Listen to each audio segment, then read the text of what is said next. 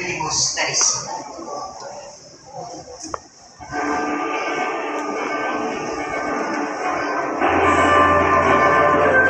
El filibusterismo, isang nobelang isinulat upang magisingan diwa at mga mata ng ating mga ninuno na Pilipino sa siglo na nakararaan, sa mga katiwalian at pang-aking ginawa ng mga Kastila sa ating kababayan at sa ating bansa. Ngayong araw ay ating bibigyan ng buhay ang ikalawang parte ng maalamat na kwento na nagbigay ng daan sa pagsubok ng kalitigan at kabayanihan sa nakalipas na araw.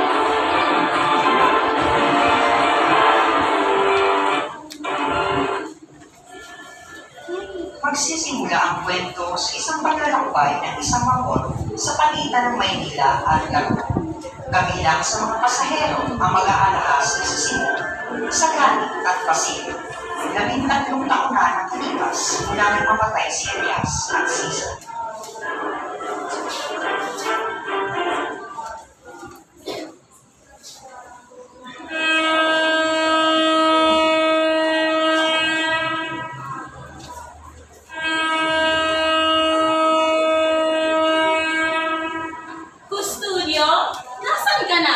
Pambihirang asawa kong to, nilayasan ako. Hoy, Kapitan! Pakibilisan ang vapor. Masyadong mabagal. Ipagpaumanhin niyo, Hogina, ngunit hanggang ito lamang ang kaya ng vapor.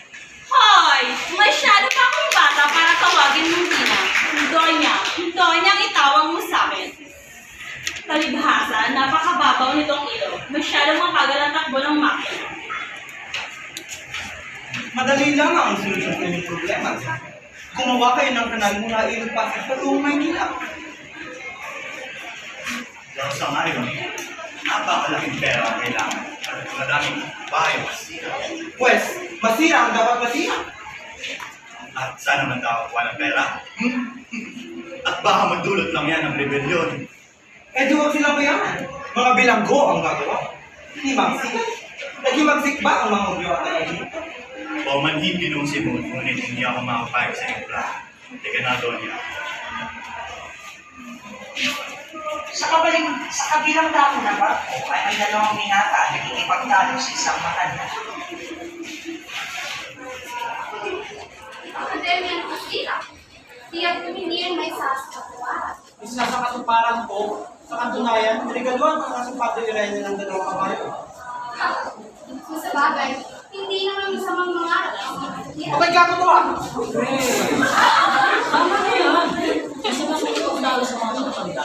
Sila man itong marami na lang. Sila rin yung may pag-isipin ng pananaw. Nga pala, kamusta kayo ni Paulita? Balita ko eh. Parang hindi naman magpapasala. Walang tutor si Padre, hindi katunayan, papayo pa nga siya tungkol sa pag-asawa. Ang tanging nagdapat na lamang si Tito ni Victorina.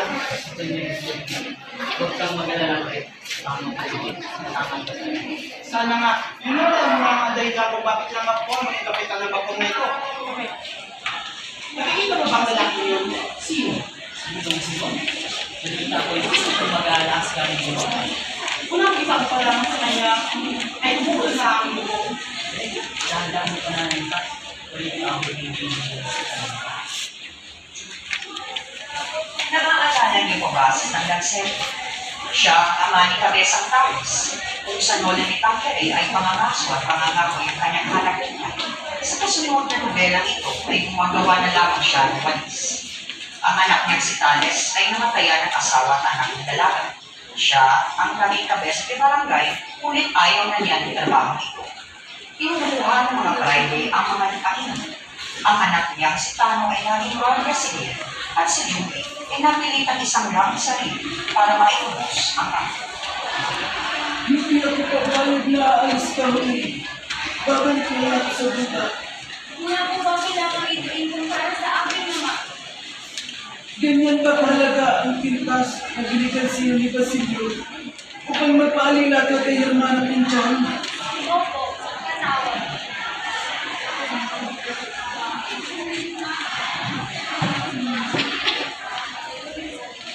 Batid kong hindi nila Iniyag na nga si Cabezang Tales at ngayon magpapaalila ka na lang sa manis na haga.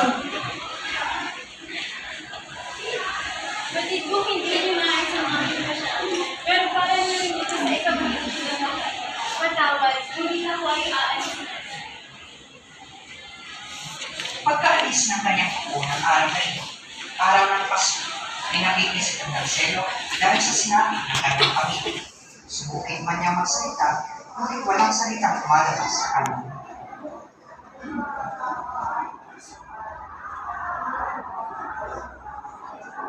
Dalawang buwan lamang ay magtatapos na si Basilio at tatanghalin isang tunay na magagawa.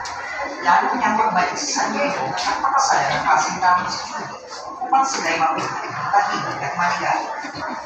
Sa bahay ni Kapitan Tiago na nanatili sa Basilio, ngunit di siya makakain dahil sa mga pulat na ibinigay ng pusan. Naisipan niyang pumunta sa titingan ng kanyang ina na namatay 13 taon na nakararaan. Nakarating si Basilio sa San Diego, ngunit siya ay nagtaka sa mga yabag at kalusnos. Pati na rin sa liwanag na nagagaling sa katubayan. Hinanap niya at nilapitan ang pinagmumula ng mga yabag at nabuo sa kanyang paningin at isang anak. Tumigil ang ating sa isang balit at sa isang isayang pagkakatuloy ay nakita niya si Simon sa pagdalaw sa libingan ng kanyang ina sa loob ng libingan ng mga yabag. Maaaring ito ay tulungan. Naging 3 taon na rin na nakakaraan. Wala din tulungan niyo ang hihibig ng ating ina. Hayaan niyo ang tulungan ko ng isang ina. At sa palagay mo sino? Isang taong dakila. Isang taong pinangalan ng lahat na patay na. Sige. Ikaw ang may hawak ng isang laking lingyo na maaaring kong kamatay at ikasira ng aking mga plano. Ito sa mga plano mo sa aking dito. Sinisigurado kong mapagkakatiwala dahil pareho tayo yung uhaw sa katarungan. Kaya't magtulungan tayo. Pumalit ka sa akin. Bala kong magsimula ng himagsikan. Kinararangan kong matulungan kayo, Ginoo. Ngunit, naniniwala ako na karunungan ang makakatulong sa ating bayan. Makakamit lamang ang katarungan gamit ang lakas. Kung ganoon pala'y maging tayo ng paniniwala, Ginoo simula. Itinagalang ko ang iyong. Ngunit kung sakaling magpawag ang iyong, lumapit ka lamang sa akin. Sa pagbabalik ng Basilio sa San Diego, ay agad niyang tinubos ang kanyang iniirong na si Julie kay Hermana Bencha. Hindi bilang isang dama, kundi bilang isang babaeng lagi na mahalin at makasalan. Julie? Tao po. Nandiyan po ba si Julie? Ang aga-aga, ang ingay-ingay. Sino ba yan? Ako po si Basilio. Narito po ako upang kunin si Julie. At bakit ko naman siya ibibigay sa'yo? Ang mahal ang binayad mo sa buhay nito. Kapag naman walang trabaho, alis. Ito po ang 500 piso. Doble sa pera may binayad. At maraming totoo kung wala po akong trabaho sa ngayon. Ngunit 2 buwan mula ngayon ay tatanganin na rin akong isang ganap na manggagamot. Julie, pumasok ka sa loob at kunin mo ang mga gamit. At ikaw naman binata. Hindi ka naman agad sa akin. Ano ba yung nasa? Huwag na ho. Narito lang po ako pakakunin si Julie. Yun lang po ako. Julie, asan ka? Julie, ang pagtatakad sa akin. Nawalat mo yung pangalan. Ikaw na ang babaeng pinagpapalagay. Tinatanggap ko ba ako bilang kasama? Basilio, noon na noon pa man, ikaw lang din ang nangalit. Mas taon ngayon, tinatanggap kita bilang iyong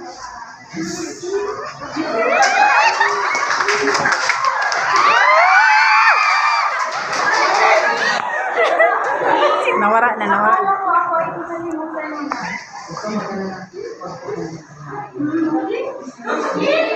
Huwag sama na kayo at bakit kami makayo rito. Mauna lang po kami, maraming salamat po. Pagtotoo ka na sa'yo kung papagpapalo.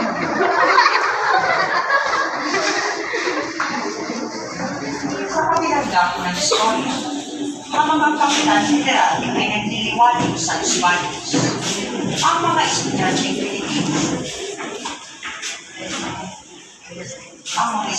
Pilipino ay naghahayo sa kanila sa Kanino ka mag-asabi ng kasalanan? ang kahilingang ito ay di na husay sapagkat napag-alamang ang mamamahala sa akademyang ito ay ang mga private. Sila ay hindi magkakaroon ng karapatang makapangyari sa anumang pamahalakan ng nasabing akademya. Samantala, si Simon ay nakipagkita kay Basilio at pinigpinikayat ang binatang tumanig sa tinapalan niyang pagkikimagsik at mamulong sa isang punto na sa akin nakaulipas sa kumbento ng Santa Clara upang agawin si Maria Clara. Subalit, hindi na ipunso ng ganitong gawain dahil si Maria Clara ay namatay na ng hapyaw. Ngunit paano harap namatay si Maria Clara? Ating balikan ang masalim na kapalaran sinapit niya sa loob ng kumbento.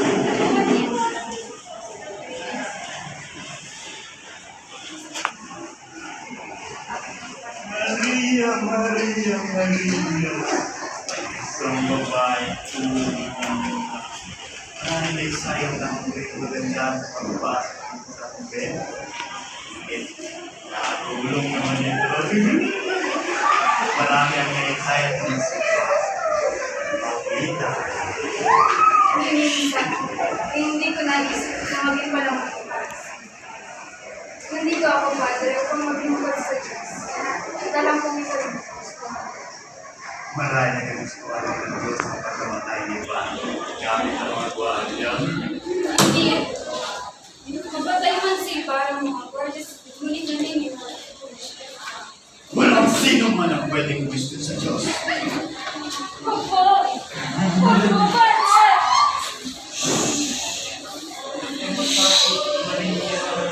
Sapagkat rin ay kagustuhan ng nasa taas.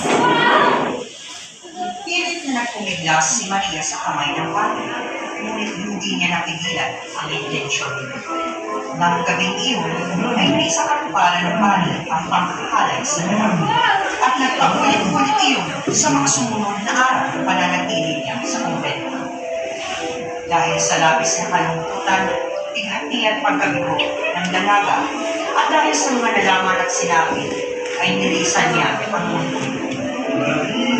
Sa isang kumikidlat na gabi, ay tumalon si Maria Clara mula sa taas ng kumbento at ito'y nasaksihan ng mga Guardia Civil. Ano yun? Pumasok siyang sariwa ng mga petaryo, pero para siya ngayong nalagas na bulaklak sa umaga.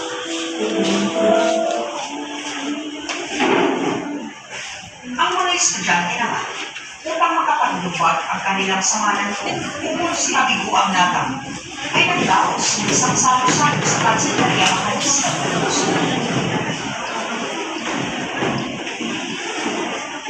Walang kwenta ang pamahalaan. Ang mga lupain ay kinukuha, pati ba naman ang eskwelahan?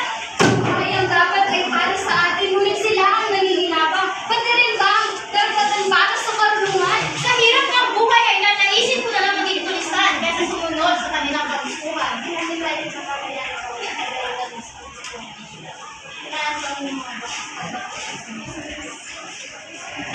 Sa mga tahanan pa at binigas, habang sila'y nagsisikahan, ay bahasan niyang tinulisa ang mga private. Ang pagtulig sa ito naman ng mga private ay nalaman nila. Kaya ganito ang nangyari. Kinabukasan ay natagpuan na lamang sa pintuan ng mga universidad ang mga paski na ang nilalaman ay ang pagbabala, pagtuligsa at paghihimagsik. Ang pagdidikit ng ganitong paski ay binintang sa kasapi ng kapisanan ng mga estudyante. Dahil dito ay pinadakip sila at nawaraman si Basilio. Bagay ay pinagdamdam ng malagis ni Jude na kanyang kasintahan. Bitawan niyo ako! Bitawan niyo ako! Wala akong kasalanan! Wala akong ginalaman dito! Ikinulong si Basilio at ang mga estudyante. Ang mga estudyante ito ay may mga kamag-anak na lumakad sa kanila upang mapawalang sana sila. Kaya't si Basilio ay naiwan na katulong dahil wala siyang tagapamagitan. Mabilis na lumudalag ang balitang ito at ito'y nakarating kay Jude. Umayos ganun. Walang magagawang masama si Padre Camorra kung nandito. Ngunit hindi tayo nakatitiyak. Hindi siya nakontento sa pasasalamat na ipagtanggol niya si Inko. Maniwala ka, Judy. Papayag ka bang makulong sa kulungan si Basilio? Sige na nga. Magpunta tayo sa kumpento. Si lalo naman ay pinamandit ni Julie kay Pare Camora na tulungan siya upang mapalaya. Ngunit, sa halip na makatulong ito, siya pa ang naging dahilan ng pagkamatay ni Julie. Sa madilim na tulungan ay naghihintay sa wala si Basil. Pumasok sa kanyang isipan ang mga katagang biniklas ni Simon. Totoo yung sinabi ni Simon. Nagagamit lamang ang justisya, gamit ang kator, gamit ang langas. Saktong may dumating ng mga gwardiya, ngunit wala itong balak na makawalan siya. Sa halip, binigyan siya nito ng papel at labis niyang ikinagulat ang nabasa. Dito, patay na si Julie. Binata, walang magbubuligtas sa'yo. Kuya ka ba ng dugo? Nauna na ang iyong kasing taray sa langit para heles na sinupira. Nararapat man yan na isang tulisan. Peste, kabayan. Bawiin mo ang sinabi mo. Di po ang patay na si Julie.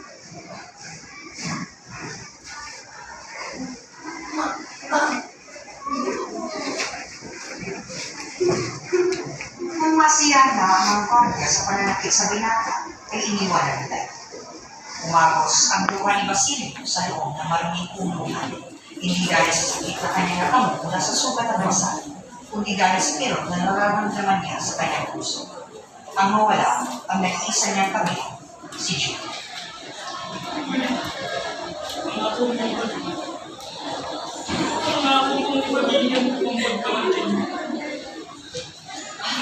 Pagkaraan ng dalawang buwang pagkakakiit, ay napalaya rin si Basilio sa tubo ni Simon. Kaya agad siyang nagtungo kay Simon upang umanib sa pagkikimagsi. Sinamantala ni Simon ang ganitong pagkakataon upang maipakita sa binata ang bomba na kanyang ginawa.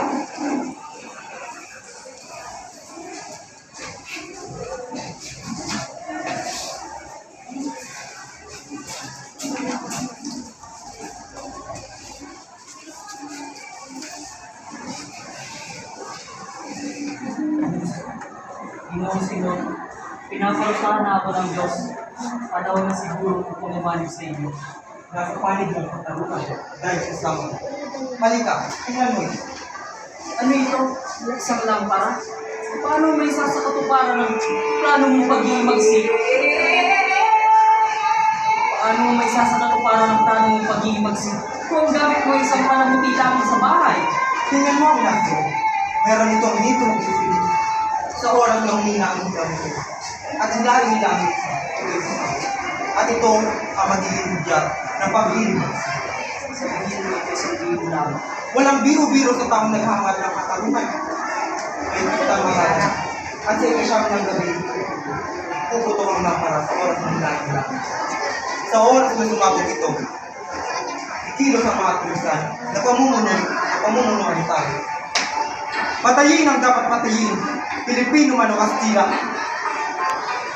Upang may sagwa ni Simon ang kanyang balak na pag-iugan, ay nakipagsama siya sa negosyo ng Timoteo Velasquez, ang ama ni Juanito. Sa ganitong paraan ay nagawa niyang may pagkasundo ng kasal si Juanito at Paulita Gomez. Ang magiging ibay ng kasal ay ang kandidat ni Vera. Naanyayang minanumalit sa tuwing na inaramos ang may mga mataas na kapagkagal sa pamahalaan at mga litaw na tao sa lungsod. Ipinaghasi ko na ang aking mga marunong sa Palitaan ko nga rin iyo. Paano mo na rin? Tuwalhin mo rin hindi ko kayang sagutin ang iyong katanungan. Ngunit akala ko'y pareho tayo ng nalalaroon. Marahil doon, hindi mo ako kayang talagaan. Hindi ka tulad yan. Mukhang mahal mo na nga rin siya. Kung gano'y, hanggang dito na lamang tayo. Paalam, mahal ko. Dali-dali ng lakad si Paulita palayo kay Isagana. Sa di kalayo ay natanong ni Isagana na laging sumunod sa kanyang dating kasing tao. Nawa si Isagana.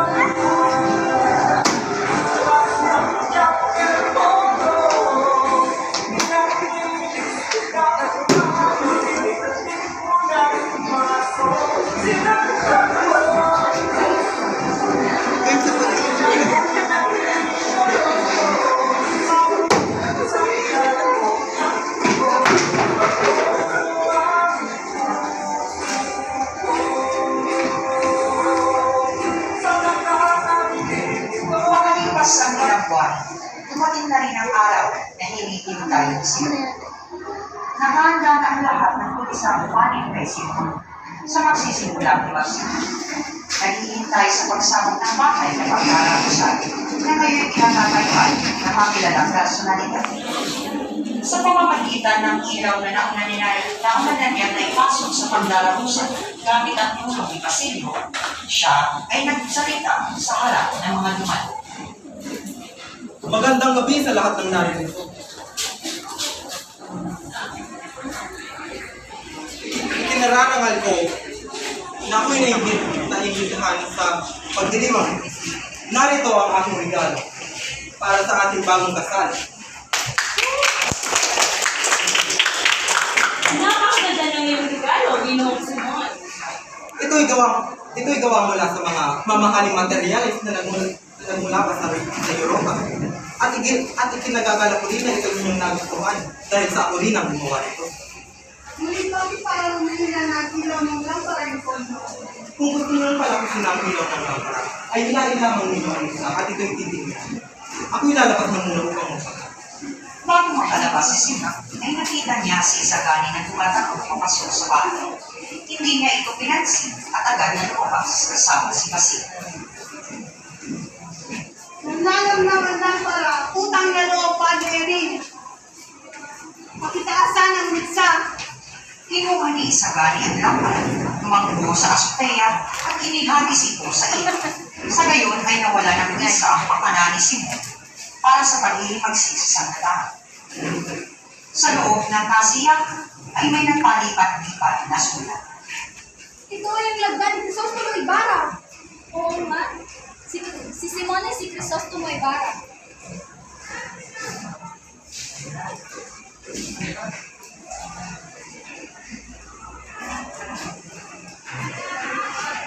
Anak ng Pulyemas. Guardia! Guardia! Dapit si Simon! Buhay man o patay!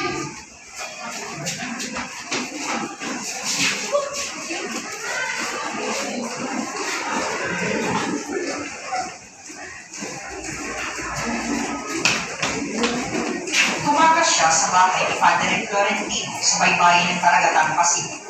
Nang malapit na mapag-aabot ang alagad ng batas at si Simon, ay uminom siya ng laso upang hindi siya akutan ng buhay ng mga guardia.